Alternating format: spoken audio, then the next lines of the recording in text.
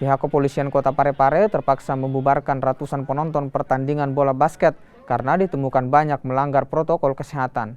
Polisi bahkan harus mematikan lampu agar penonton mau meninggalkan lokasi pertandingan. Tindakan tegas dilakukan setelah ditemukan kembali kasus COVID-19 di Kota Parepare.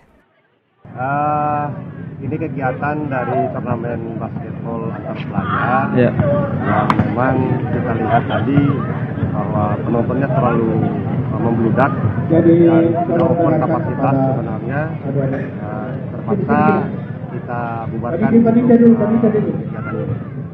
Itu Pak, ada informasi tidak Pak, sudah ada berapa pasien yang dirawat di rumah sakit Pak?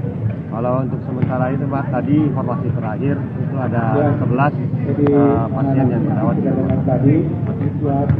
Selanjutnya itu Pak, setelah dibubarkan apa yang dilakukan panitia Pak? Apakah ada lanjutan atau gimana Pak? Kalau untuk ini nanti kita lihat situasinya, perkembangannya, apakah dari panitia